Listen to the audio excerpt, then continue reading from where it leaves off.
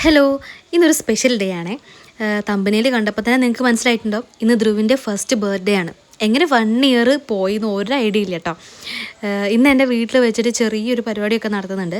കാരണം എൻ്റെ വീഡിയോസ് കാണുന്നവർക്കറിയാം, ഏട്ടൻ ലീവൊക്കെ കഴിഞ്ഞ് തിരിച്ച് അരുണാചലിലേക്ക് പോയി. അപ്പം ഞങ്ങൾ രണ്ടുപേരും മാത്രമേ ഉള്ളൂ. അതുകൊണ്ട് എൻ്റെ 2 ഫാമിലി മാത്രമായിട്ടൊരു ചെറിയൊരു ഫംഗ്ഷനാണ് നമ്മൾ ഉദ്ദേശിച്ചത്. ചെറിയ പരിപാടിയാണെങ്കിലും മാക്സിമം അതൊരു കളറാക്കണമെന്ന് എനിക്ക് ആഗ്രഹമുണ്ട്, ഫസ്റ്റ് ബർത്ത്ഡേ ആയതുകൊണ്ട് തന്നെ.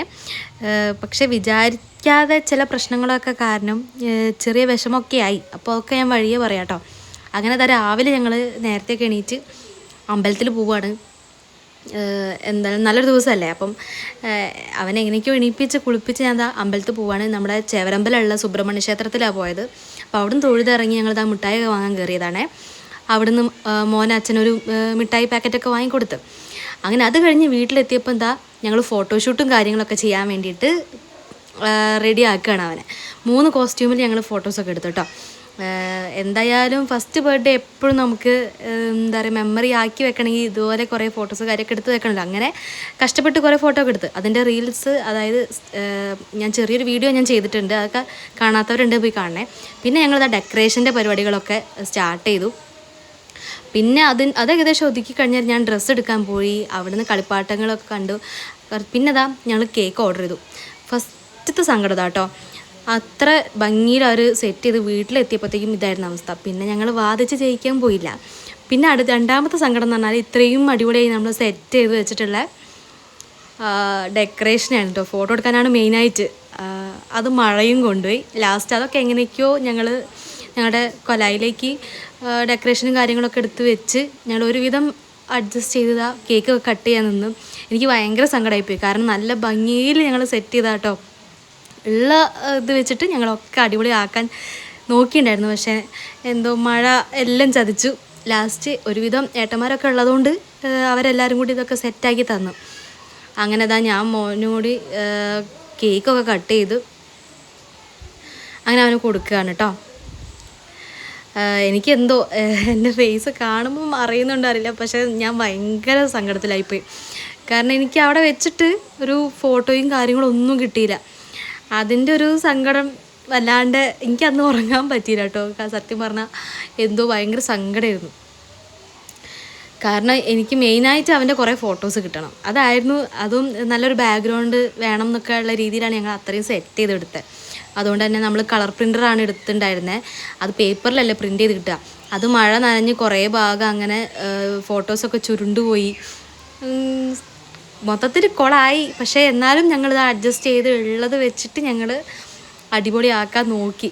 പിന്നെന്താണ്, അവൻ്റെ കുറേ നല്ല ഫോട്ടോസും കാര്യങ്ങളൊക്കെ കിട്ടി കേട്ടോ.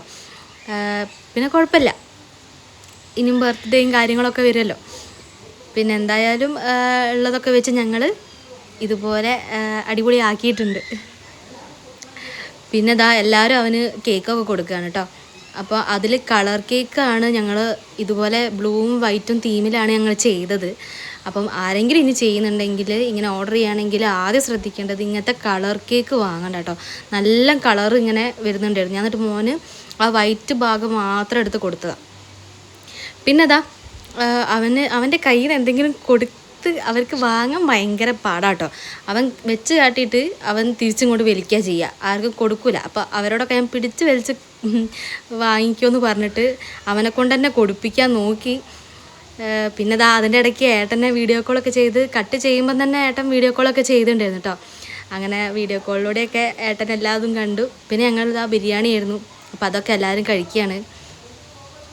എന്തായാലും ആ ഒരു സങ്കടം ഞാൻ പറഞ്ഞില്ലേ, ആ ഒരു വിഷമം ഒഴിച്ച് ബാക്കിയൊക്കെ നന്നായി കേട്ടോ. ദൈവം അനുഗ്രഹിച്ച് വേറെ മോന് എല്ലാവരും പറയും നമുക്ക് ഇങ്ങനെ ഫസ്റ്റ് ബർത്ത്ഡേ ഒക്കെ ആകുമ്പോഴത്തേക്കും മക്കൾക്ക് എന്തെങ്കിലും വയ്യായിക വരുന്നു.